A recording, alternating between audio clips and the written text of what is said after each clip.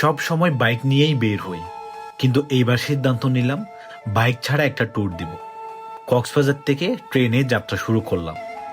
বাস, CNG, রিকশায় ঘুরে দেখব ইতিহাসের শহর। গন্তব্য ময়মনসিংহ।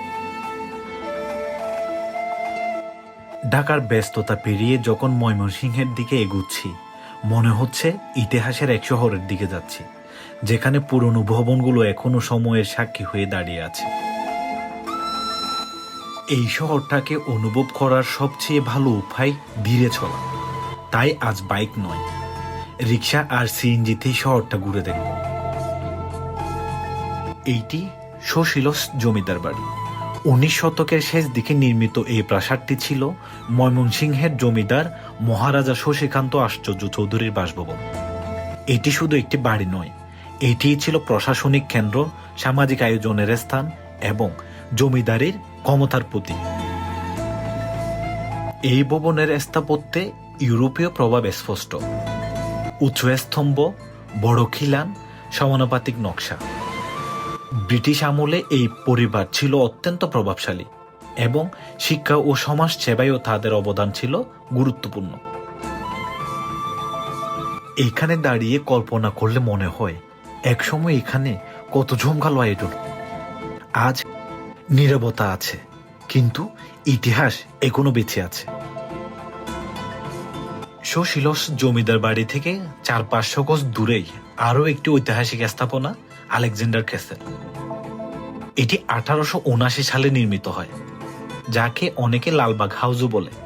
এটি মূলত জমিদারদের অতিথিশালা হিসেবে ব্যবহৃত হতো। ব্রিটিশ আমলে উচ্চপদস্থ কর্মকর্তা, সম্ভ্রান্ত অতিথিরা এখানে আসতেন। লোহার তৈরি আর চোখধাঁধালো নকশার কারণে এটিকে ক্যাসেল বলা হয়। ইউরোপীয় স্থাপত্য শৈলী আর স্থানীয় ইতিহাস দুটোর মিশ্রণই দেখা যায় এই ভবনে। এই ভবনটা দেখলে মনে হয় এটা শুধু অতিথিশালা ছিল না, এটা ছিল প্রভাব আর আভিজাত্যের প্রতীক। এইখান থেকে ঠিক 17 কিলোমিটার দূরে অবস্থিত মুক্তাগাছা জমিদার বাড়ি। আমি এখন দাঁড়িয়ে আছি মুক্তাগাছা জমিদার বাড়িতে। আমি আজকে সারাদিন এই প্রাসাদের আনাচে কানাচে ঘুরে ঘুরে প্রাসাদের ইতিহাস ঐতিহ্য সম্পর্কে জানার চেষ্টা করবো এবং আপনাদেরকেও দেখাবো। এই জমিদার বাড়িটি ছিল শ্রীকৃষ্ণ আশ্চর্য চৌধুরী পরিবারের জমিদারির কেন্দ্র।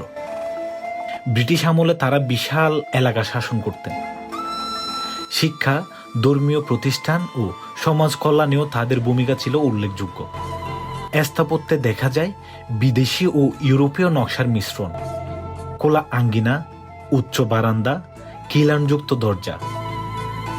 এই সেই কক্ষ, যে কক্ষগুলাতে তৎকালীন জমিদারের বউয়েরা থাকতেন। এই যে দেখেন এই রুমটা।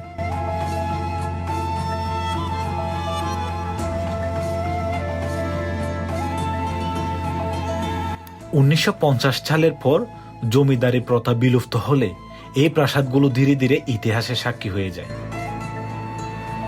আমি এখন দাঁড়িয়ে আছি জমিদার শ্রীকৃষ্ণ আশ্চর্য চৌধুরী যে জায়গায় সিংহাসনে বসাতেন এবং যে জায়গায় বসে তিনি তার প্রজাদেরকে শাসন করতেন এবং তার জমিদারিত্ব পরিচালনা করতেন, ঠিক সেই জায়গাটিতে এই জায়গায় বসে কিন্তু এই রাজপ্রাসাদ পরিচালনা করতেন।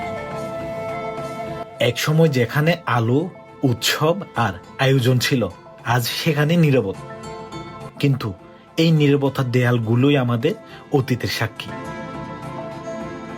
সুশীলজ, আলেকজান্ডার ক্যাসেল, মুক্তাগাছা জমিদার বাড়ি, এই 3টি স্থাপনা শুধু ইট পাথর নয়, এগুলো আমাদের ইতিহাসের জীবন্ত দলিল। ভ্রমণ মানে শুধু নতুন জায়গা দেখা না, নিজেদের ইতিহাসকে নতুন করে জানা। আমি এখান থেকে এখন অন্যত্রে পাড়ি জমাবো, অন্য কোনো ইতিহাসের সন্ধানে। ভালো থাকবেন।